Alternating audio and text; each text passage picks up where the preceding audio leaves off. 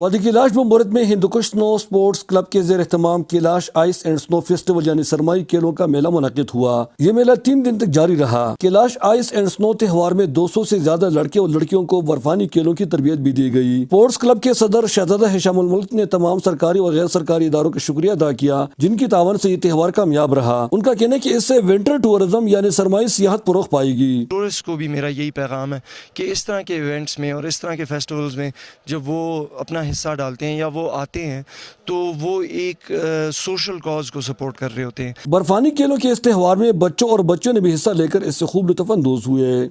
میرا نام حسنات ون ہے اور آج جو فیسٹیول ہوا بمبریت میں وہ کافی اچھا تھا، بہت مزہ آیا۔ اس طرح کے فیسٹیول اور ہونے چاہیے یہاں پر چترال میں۔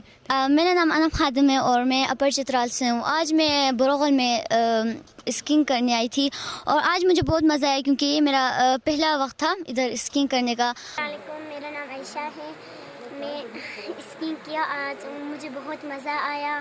پاکستان پاورٹی ایلیویشن فنڈ کے سربراہ نادر گل نے خصوصی طور پر اس میں شرکت کی۔ اس طرح کے فیسٹیول کی بہت ضرورت ہے۔ ایک تو یہ کہ جو خوبصورت علاقہ ہے ہمارا پاکستان کا، اس کو اجاگر کیا جائے۔ علاقے کے متحد ناظمین کے مطابق سرمائی کھیلوں سے وادی کیلاش میں سردیوں کے موسم میں بھی سیاحت فروغ پائے گی۔ تو یقیناً یہ کھیلوں کے حوالے سے بھی اور علاقے کے حوالے سے بھی بہتری کی طرف آتا ہے۔ District sport officer Lower Chitral نے ان کھیلوں کو مقامی کھلاڑیوں کے لیے نہایت مفید قرار دیا۔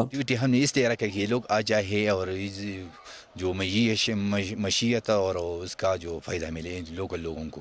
3 روزہ کیلاش آئس اینڈ سنو تہوار کے دوران سنو سکینگ، آئس ہاکی کے مقابلوں کے ساتھ ساتھ برف پوش میدان پر کبڈی اور 1 پاؤں سے دوڑ کے مقابلے بھی منعقد ہوئے۔ وادی کیلاش کے برف پوش میدان اور یخبستہ موسم میں اس قسم کے کھیلوں سے موسم سرما میں بھی سیاحت فروغ پائے گی، جس سے اس پسماندہ علاقے کی معیشت پر مثبت اثرات پڑے گی۔